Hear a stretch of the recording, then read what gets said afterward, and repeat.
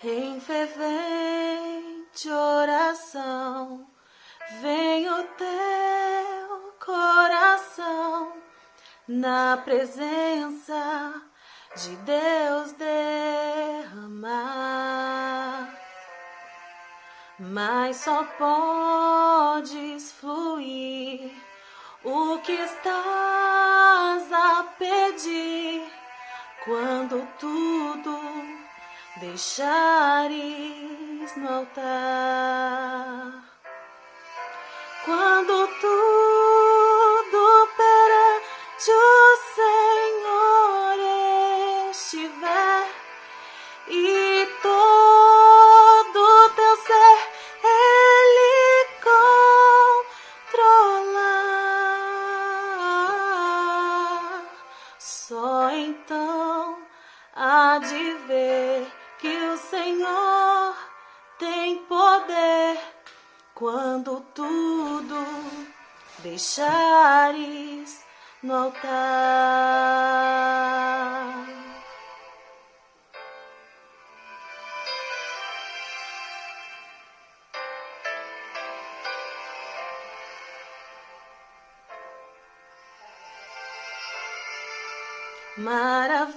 Maravilhas de amor te fará o Senhor, atendendo a oração que aceitar.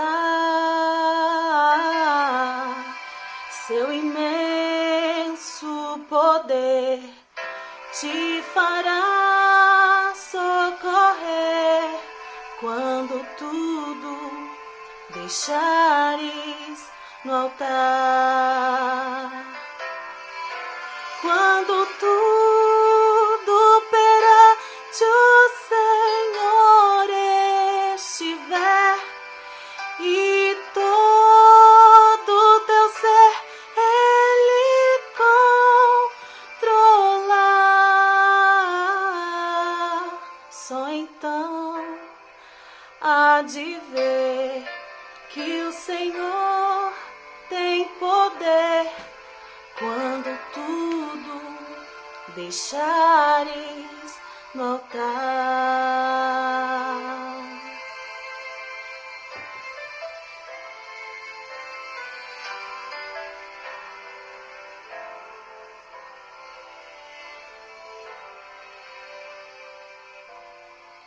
Se orares, porém, sem o teu coração, ter a paz que o Senhor pode dar. Foi por Deus não sentir que tua alma se abriu, tudo deixando no altar. Quando tudo perante o Senhor estiver e todo teu ser Ele controlar,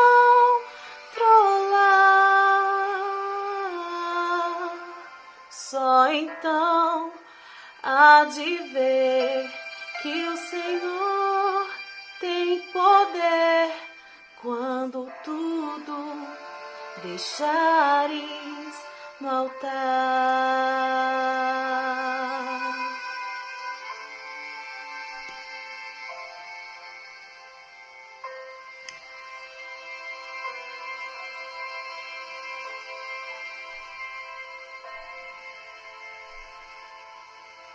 Bem-vindo à nossa Quarta com Pai.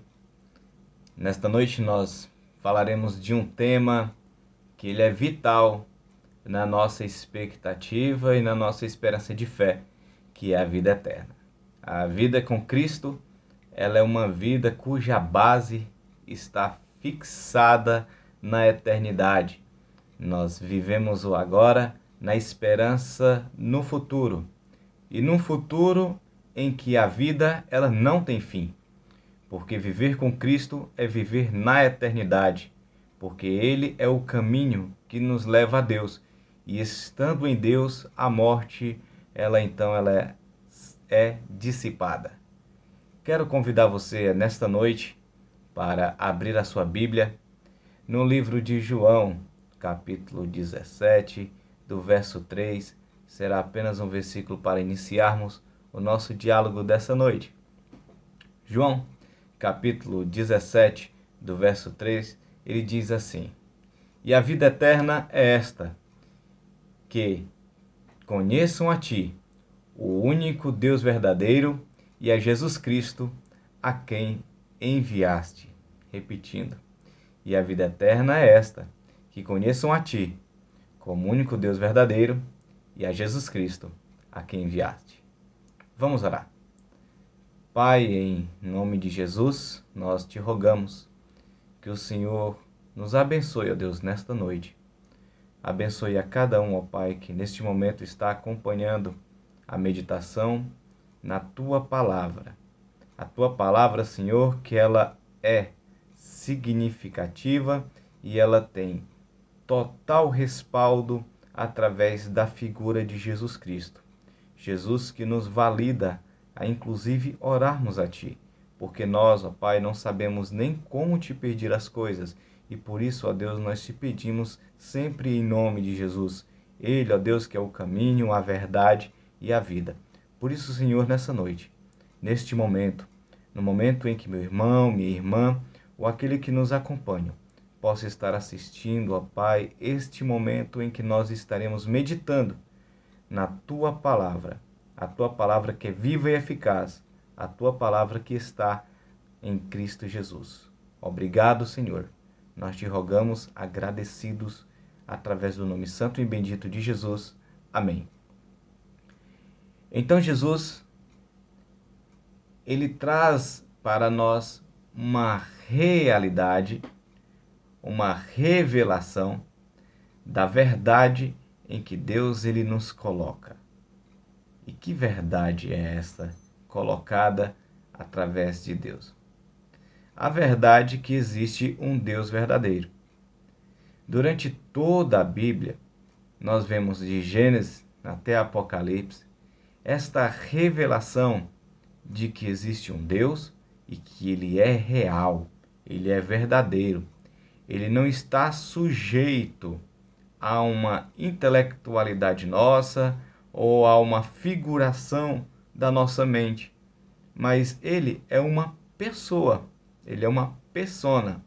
E como persona, como pessoa, ele tem vontades, ele tem desejos, ele tem anseios. É isso que o qualifica como pessoa. Isso na pessoa do Deus Pai, também na pessoa de Jesus Cristo, que é o Deus Filho, e na pessoa do Espírito Santo, essa triunidade em que nós cremos. E João, no capítulo 17, no verso 3, ele nos traz uma condição de conhecermos a este Deus que é verdadeiro e a Jesus Cristo, aquele a quem ele enviasse. A Bíblia, ela está repleta deste momento onde o conhecer ele é bastante significativo, onde o conhecer ele é referência vital no relacionamento e na proximidade com Deus. Um dos maiores exemplos que nós encontramos neste relacionamento se dá com Jó.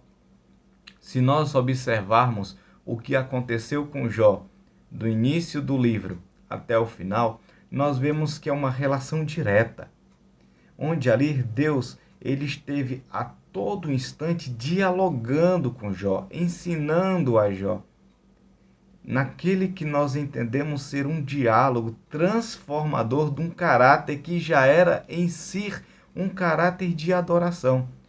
Jó ele já adorava a Deus antes mesmo desta relação ser mais aprofundada com relação às suas dificuldades que ele enfrentou, como o livro descreve. Mas é neste momento onde Jó ele passa por essas transformações que nós vemos a lapidação do seu caráter. Nós podemos encontrar uma revelação deste conhecer quando Jó, lá no finalzinho do livro, no capítulo 42, do verso 1 ao verso 6, ele traz uma realidade desta referência de relacionamento. Acompanhe que ele diz assim: Então respondeu Jó ao Senhor: Bem sei que tudo podes, e nenhum dos teus planos pode ser frustrado. Quem é aquele, como disseste, que sem conhecimento encobre o conselho? Na verdade, falei do que não entendia, coisas maravilhosas demais para mim, coisas que eu não conhecia.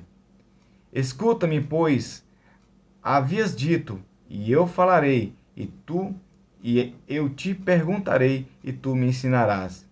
Eu te conhecia só de ouvir, mas agora os meus olhos te veem. Por isso me abomino e me arrependo no pó e na cinza. Jó, nesta reflexão, neste cair em si, neste reconhecimento sobre Deus, ele entende uma coisa que é fundamental. Primeiro, a soberania do Senhor. O Senhor é soberano. A relação que nós temos com Deus é uma relação de proximidade, sim, mas de reconhecimento da sua soberania. Em dias onde nós vemos que aparentemente o nosso Senhor, ele passa a ser o nosso servo, o que é uma inversão de valores, Jó ele nos traz uma realidade de dizer assim, olha, você é soberano sobre tudo. E quando eu reconheço que tu és soberano sobre tudo, eu acabo reconhecendo quem eu sou diante de quem tu és. E por isso eu me abomino, eu me arrependo e volto ao pó da cinza. Porque antes eu ouvia somente falar a seu respeito, mas hoje eu te conheço. Hoje os meus olhos te veem. Hoje a minha relação contigo é tão próxima que eu consigo entender que apesar da tua soberania, apesar de tão grande que tu escolhe conviver comigo. Então, aqui eu estou parafraseando essa consciência de Jó. Logo, não sou eu que vou a ti, mas tu vem a mim. E esta é uma primeira consciência que nós precisamos ter. Deus, por tão grande que Ele é, por tão significativo que Ele é diante da nossa insignificância, diante da nossa pequenez, Deus, a todos os dias, Ele decide se relacionar conosco. O problema somos nós, que não damos ouvidos para esse relacionamento com Deus. Nós não abrimos os nossos olhos para enxergá-los, nem estamos com os nossos ouvidos destampados para ouvi-lo. E isso acontece diante da nossa imperfeição, porque nós somos egoístas. Quer ver um exemplo, ainda usando sobre Jó?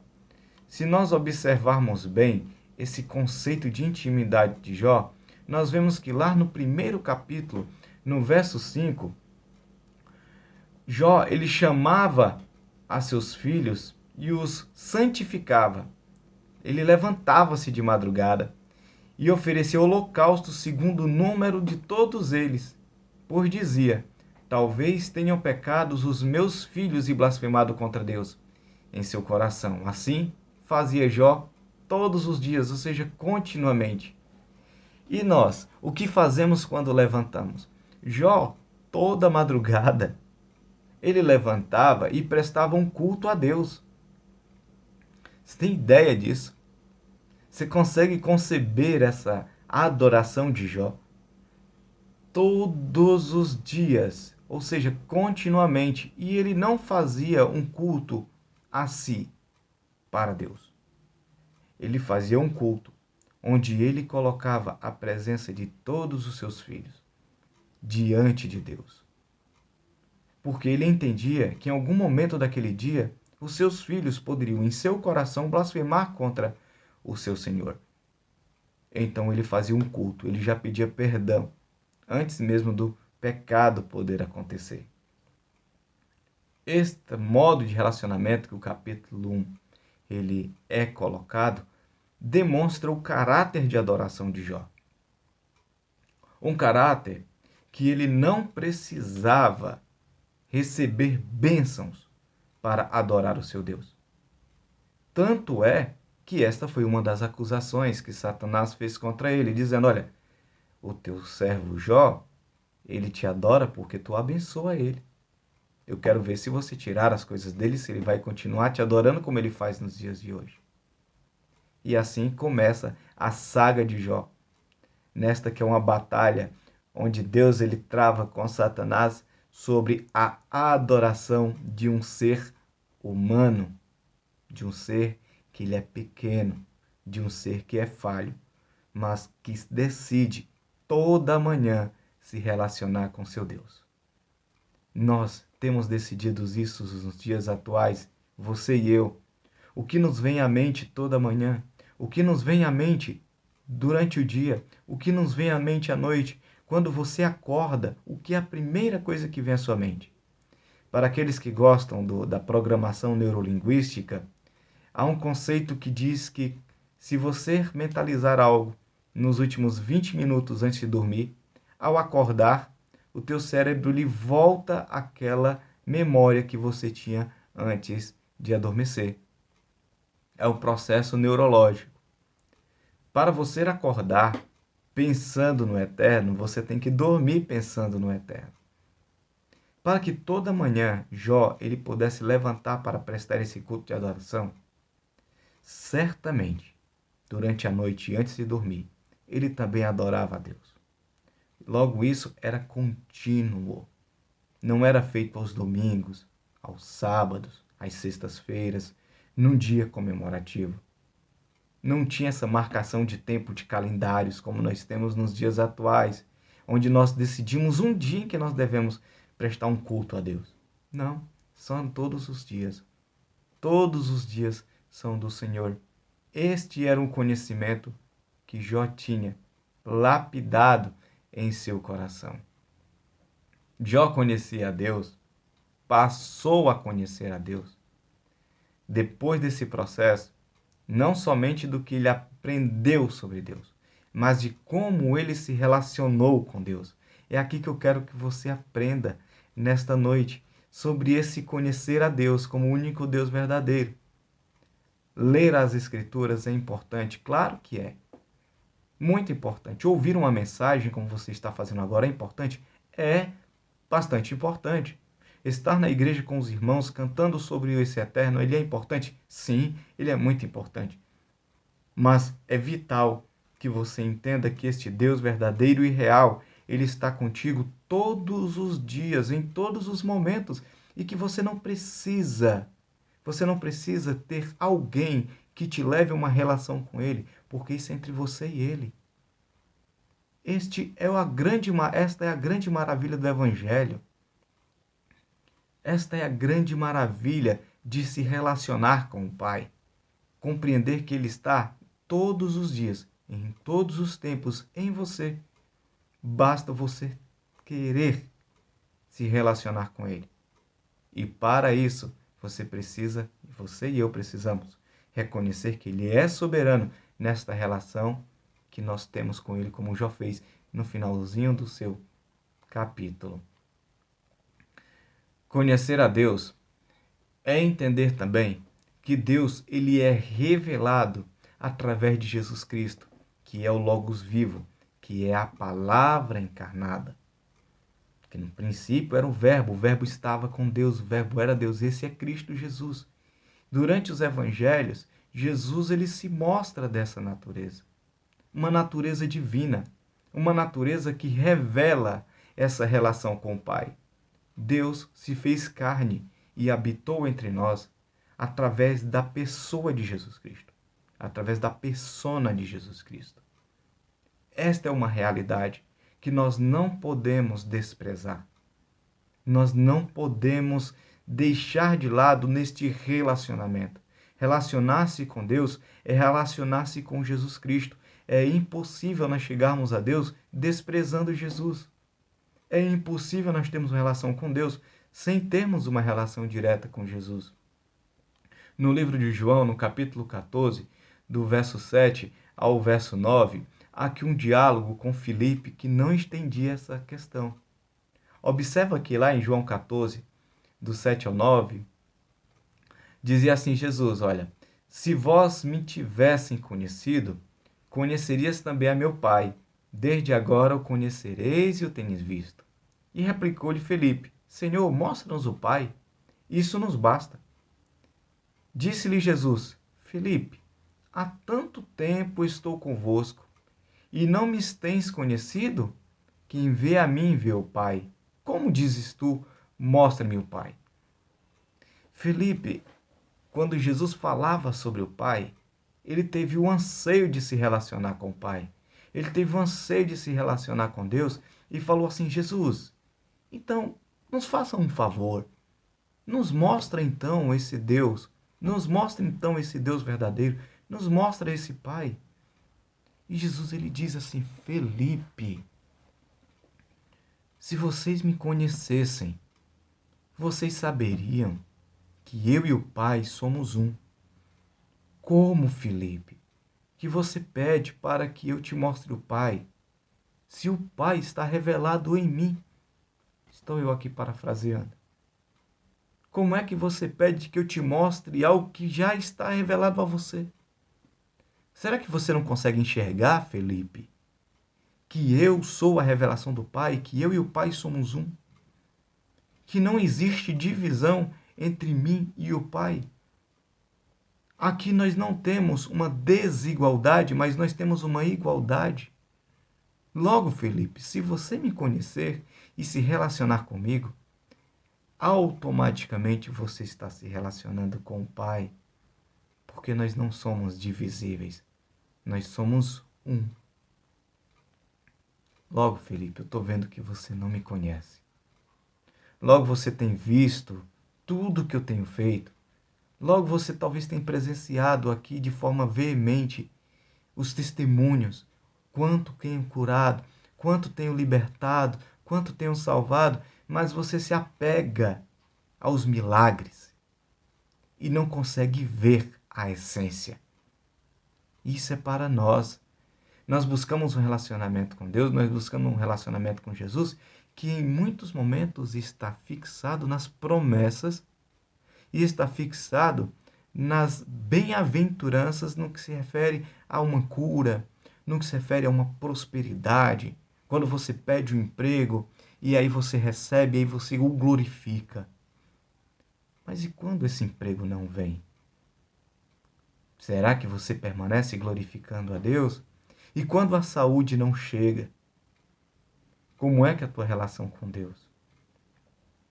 Nesses dias de Covid, todos nós temos pedido para nós, por nossos amigos, por nossos parentes, pelos a quem amamos e inclusive pelos que nem conhecemos.